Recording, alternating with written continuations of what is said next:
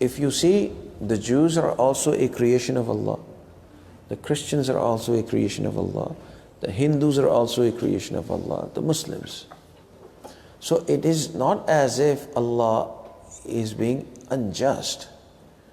There is something that people do that Allah takes them away from the iman and from from Allah's happiness, from being on Allah's good side.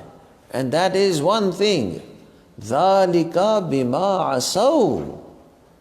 And what do these people do? Asa means sins, because of the sins. So the real problem is the sin. So even if you're a Muslim, if you sin, it is not that you will be able to,